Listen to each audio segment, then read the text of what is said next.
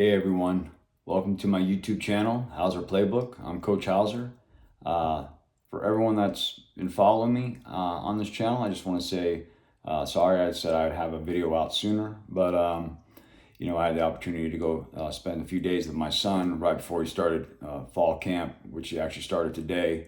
And as a parent, of a college athlete, those days are limited, right? And, the window's short for days you can actually spend together, without, some kind of stress of a football game or, practice or something like that. So we don't get very many days as a family to spend together with no football. So, we took advantage of it. So in saying that, today's video is going to be about youth football, kind of our journey through the first few years of football and kind of what we went through and my thought process and, how my son responded to the things that I was telling him and things that he was learning and just kind of our journey and the important lessons that I learned, the things that I think are very important for any youth football player. And I'm not saying it's for everyone. Everyone's going to tell me, oh, well, we did it a different way. And, I'm just basing this on the fact that I have so many parents and kids that'll come up to me and ask me, what did you guys do in the situation? What was your perspective in this point? How did you do it in this? And, those kind of things. And it's, the reason why I even started this channel is for the education of helping, parents and, moms and dads and young athletes, get through this journey. And especially now it's a lot tougher than even when he went through it a few years back. So, our first experience in youth football, I was coaching high school football at the time, but I was also, his coach in like t-ball and baseball and did all that stuff. And, we met a family and became, friends, and, our sons were same age. And, he was talking about a football, my son was interested. He was ready to, try to play some football, and his son as well. And so, he had opportunity for both of us to be on the staff for our age group with this club football team, which, I had never had experienced youth football from a coaching perspective, even seen it. I went right from coaching to high school. I never started at a youth level. So it was my first experience in it, but I thought it was an opportunity as a win-win. I'd get to coach my son and coach a sport that I love, and it was definitely an eye-opening experience for us as a family and for my son and myself.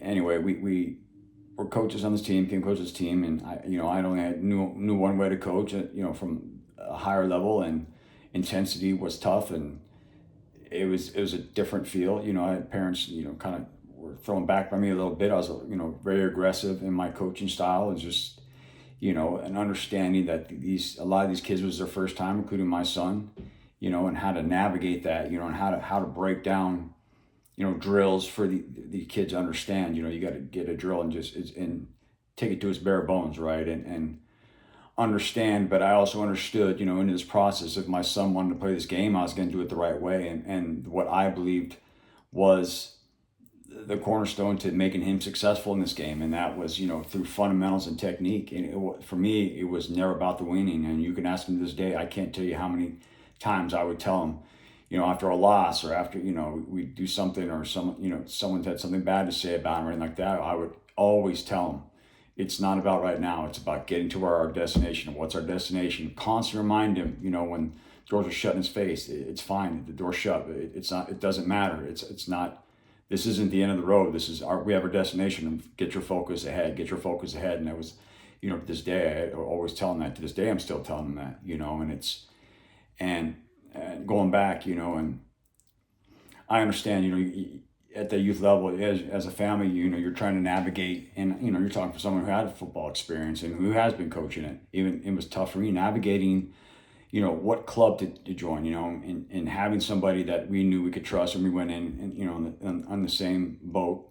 And for a while it's working, but, you start to feel those situations you're in, you're like, man, this is just not going to be, there's a lot of daddy ball. What I mean by that is a lot of dads were coaching their, out there coaching, but coaching their kids, talking about stuff. They had no idea what they were talking about from a football perspective.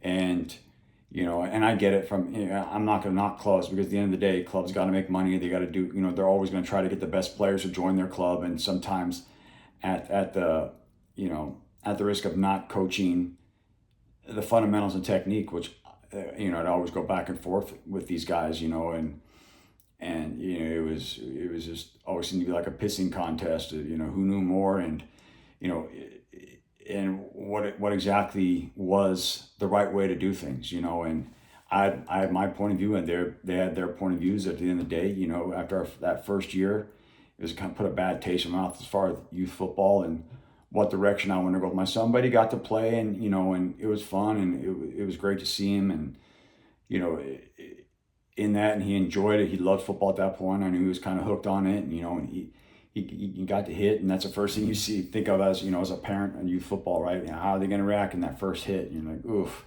And then every kid goes through it, right? I don't care. Parent could tell you that my kid did. Every kid got hit and cry a little bit, and get up and get hit again, cry a little bit, but eventually they wear off. They get thick skin, and I knew my son was going to be able to handle it. And if this is the route he wanted to go, he would be fine doing it, right? And so, the following year, it was coming up to football season. Wasn't really sure what we were going to do.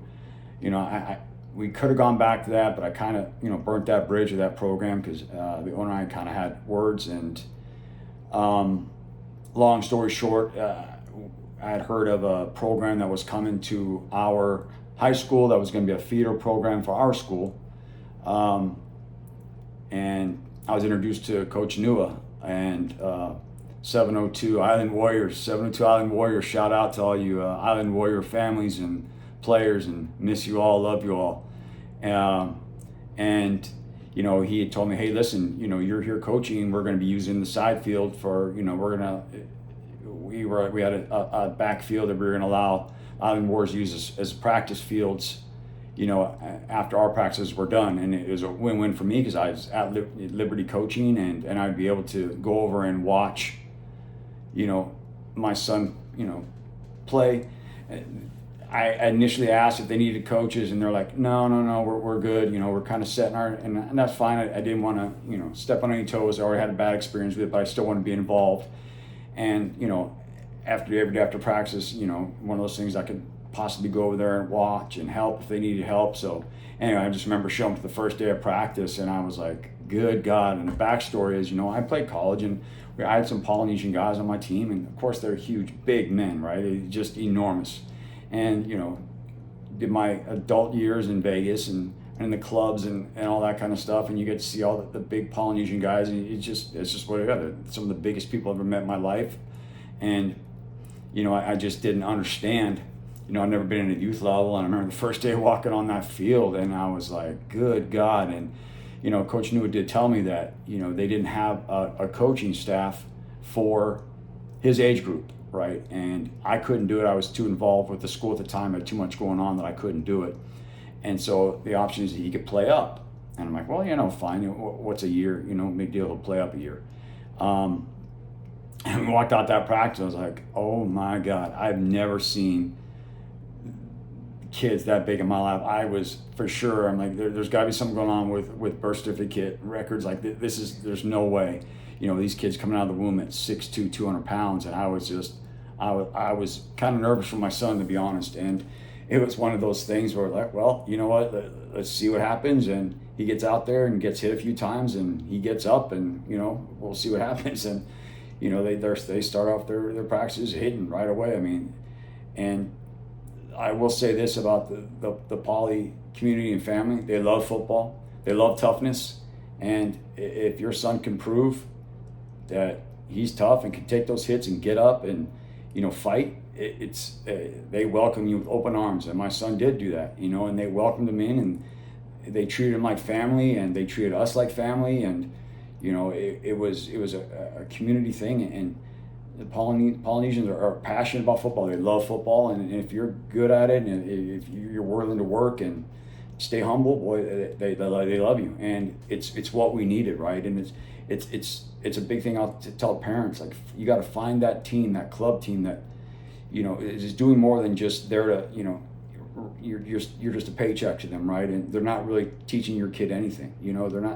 They're not teaching the fundamentals and the technique. And if you don't know what that means, you need to look it up and understand the positions that your son's trying to play, and make sure they're playing multiple positions, right? It's not just one position, but they were very good about welcoming us, understanding that he was a little younger, but hey, they didn't treat him any different. He had to earn his stripes, just like all the kids on that team had to earn their stripes to play.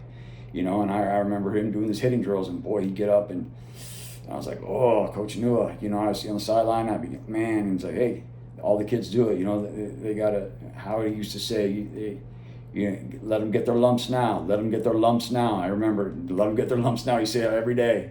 His kids just get whacked and hit, and I was like, my God, but I knew at that point my son made it through, and he never quit. And like, you know what? If he can play with these kids, he can play with anybody, because those are some of the biggest kids I've ever seen in my life. And to this day, they're some of the biggest human beings I know. And I honestly, truly believe that was the foundation for my son. And, it was a huge building block of the toughness that he needed.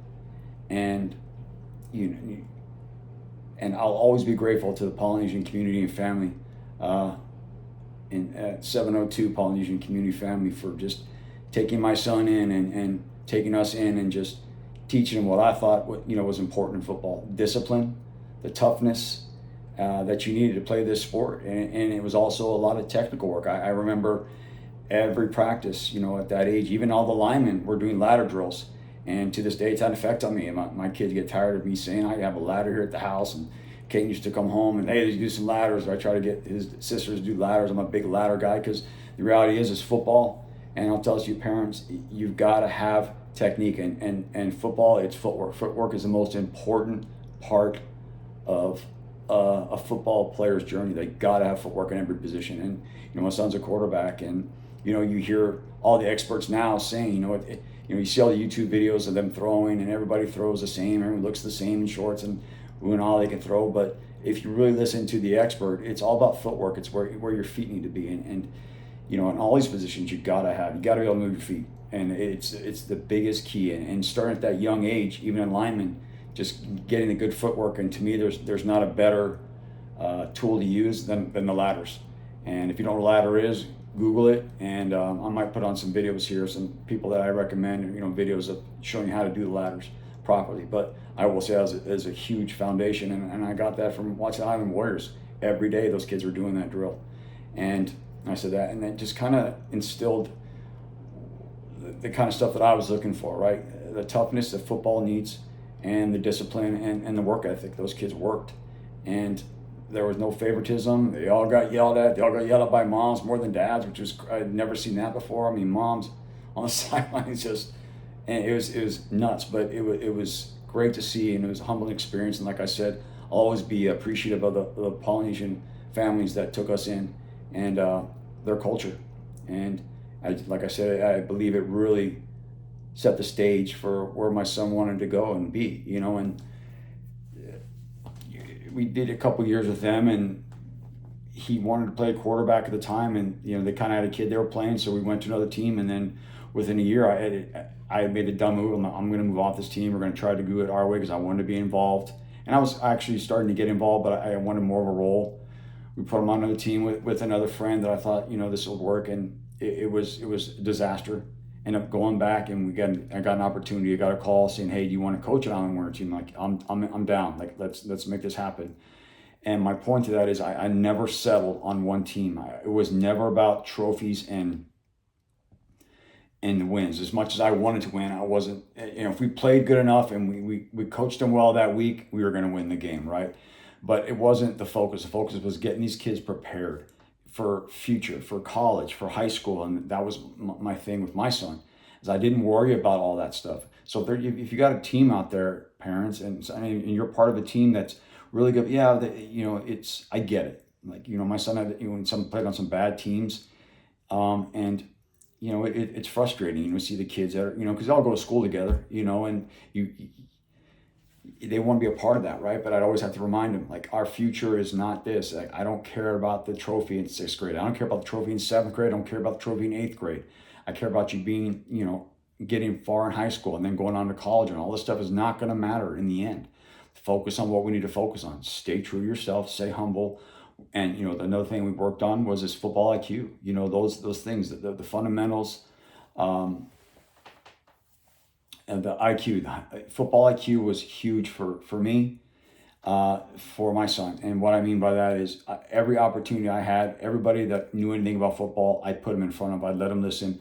Watching film at a young age, not knowing what he's looking at, but that's okay. Is he was watching film and trying to understand, trying to break down every position on the football field. And like I said, he was young. He played multiple positions, and he was really good at a bunch of them. He just chose to be a quarterback. And when you choose to be a quarterback, as you get further along in that career, you kind of get pigeonholed to playing quarterback. You don't get to really get to do other things unless you're, like I said, a small town, small community where they don't have options. They got to put you on both sides of the field. But if they can avoid it, they're going to. And once he got into high school, he was done.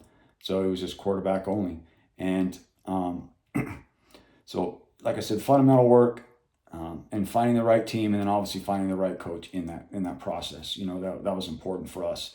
And like I said, if you're a parent struggling to find, what do I look for? How do I find that stuff, right? There's so many opportunities. There's so many videos out there that, you can find, ways or people to, there's a big push for all these coaches now, right? These position coaches outside of your team. And it's come to that point now because there's so many teams to play at. There's only so many good coaches around, right? They're going to teach that technique work. So you almost need to get a coach, right? And if you want to have success, and that's at every position, there's a big push now even for lineman coaches that I see, and it's crazy, but it's almost like they need that development, right? And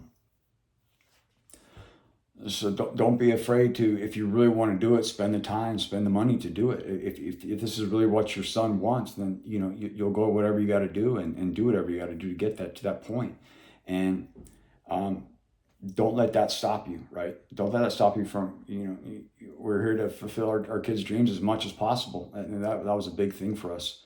And like I said, the things that you can control, finding that right team and finding those right coaches. And if you're a place you can't control that, what you can control is your son's football IQ. And what I mean by that is, I've always told my son there's always gonna be someone bigger, faster, stronger, right? And he was a late bloomer growing, and not say he was small, but he was skinny and thin, and these kids that mature at a young age. And I always tell them, your time's coming, just wait, just be patient. But during that time, what you can control is your football IQ. And what I mean by that is you study the game, and he was a student of the game. And that's one thing, like I said, you can control. You can be better at everybody else. And I believe in my heart that he was a lot better than everyone else at that aspect. And it came from us constantly putting him around people that knew the game and understood the game. And then us, constantly watching film and like I said, going over positions and breaking the position down and what it means to play football and how to play it and all the different techniques. And we really focused on that. And once he became a quarterback, of the X's and O's and and the trees and how to read coverages, and he was doing that at a young age. He didn't have a lot of success, obviously. He was just starting, but we were introducing all that to him at a very young age. More of that than the field work, right? Because field work's going to come, but it was more the IQ, because that's one thing they could never take away from him. That's one thing he could be better than everybody else at, that he had control. Like I said, he couldn't control his size at the time, and it's paid off. It really made him, I used to always challenge when we talked to college coaches. I said, did you put him on a board? And you can ask him this day. I always tell those coaches, put him on a board. Yeah, you see him throw, and you're kind of wishy-washy. You don't know if you like. Put him on a board. Put him on a whiteboard. And what I mean by that is draw up some plays, see what he says, see what his response is. Tell him what's he supposed to be reading on these plays, and see what he says. I always knew that would be his way in. Because like I said, it's so competitive now at his position, right? And they're always looking for the bigger guy, the faster guy, the stronger guy. But I don't ever see a lot of his understanding of the game, right? And you hear now that it's the lack of, at the NFL level, the understanding of the game, right? Everyone's big and strong and powerful and athletic, but they're struggling at the understanding of the game. My son will never struggle at that. I know for a fact he won't. And it is put into him at a long time ago. That was kind of another building block to his success. So going back to football, like I said, those things were important. Like I said, finding that right program. And like I said, sometimes, some of you guys are in small towns and you don't have the ability. You're just kind of stuck with what you have, but you have to find a way. We found a way. I mean, we used to drive him to California every week. We found a way, to put him in front of people that we thought at the time he needed to be in front of, right? And it's all about What are you willing to do if your son's willing to sacrifice? What are you willing to do for him if he's willing to do it for you? And that's kind of how it is. And, and he has to want it more than you. I'll say that as a parent too. If you want it more than your child, then it's not worth doing. And from him at that age when he started, he always wanted it more, even more than we did, right? He never complained. He always wanted to work extra. He always wanted to learn more, and he just soaked it up. And another thing I didn't do well at that young age with him is, during that whole process is you got to let them be kids, right? They've got to get away. They got to be able to break away from that football. They got to be able to just be a kid. And it took me a long time and, kind of damaged our relationship there for a while because, he'd get in the car after practice and the last thing he wanted to do was talk to his dad who just yelled at him for 2.5 hours, and talk about football and talk about mistakes and what he could have done right and what he could have done wrong or what he could have done better and why he went wrong. And, he just wanted to be a kid at that point. He just wanted to talk to dad and have a conversation. And, it took me a long time to figure that out. So, if your kid's young and they're really into football, just stop it there. Don't be that parent at practice. If you can avoid going to practice unless you're part of it, don't go. Because all you're going to do is nitpick your kid to death. And I see it all the time. I saw it all the time. And it didn't dawn on me until I got, stepped back and looked. And that's when I, eventually stopped coaching my son. When we moved out here, not that I was going to be hired by the program, but I didn't even pursue it. I was like, I'm done at that point. He needs to, at some point figure it out. This is what he wants to do. I can't always be a crutch, but I can't always be in the way as well. And I can't always be reminding him of everything he did wrong. Practice, you're supposed to make mistakes at practice. So that was a big lesson for me. So as a parent, I'll tell you, don't be that helicopter parent at practice. Go to practice and maybe in the shadows and kind of see what they're learning. If it's something that it's not, right with you, ask somebody else or talk to somebody else about that, or heck, make a comment to me, email me off of my, my webpage, and I'll respond and we'll try to figure it out. If I can help you, I will. So that's why I'm doing this. So in closing, I'll say that, I'm only here for one reason is because of my son and who he is, right? It was the dedication. It was the willingness to never quit. It was, the fact that he could have doors shut in his face. And yes, he was upset multiple times, and felt bad for himself, but the next day get up and go right back at it. I never let him feel sorry for himself. It was just one of those things, and my heart broke. My heart broke all the time for him, but I never wanted to let him really see that, right? I wanted him just to keep fighting through that because his journey was the goalpost was going to move, and it's still moving to this day. Every time he gets to the top of the plateau, that goalpost gets moved from further back. But he's learned to deal with that. He's learned to deal with it more than people know, and it's because of who he is the reason why I'm able to do what I'm doing right now, in making videos and trying to help. Because if it wasn't for him, I wouldn't be here doing this. I wouldn't have the story to tell. So in closing, I'll say that. And, thank you for everyone that subscribed to my channel. If you haven't subscribed and you like what you hear, please leave a thumbs up, subscribe. Also check out my webpage at hauserplaybook.com.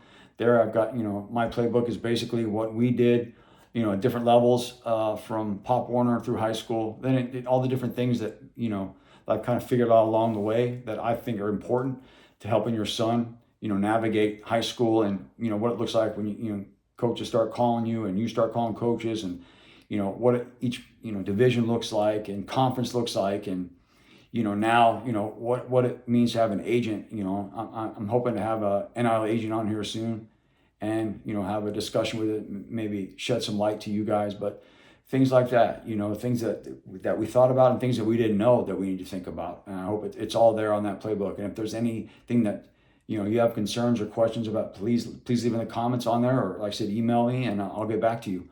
And that's it. And I'll finish by saying good luck this season and go get them.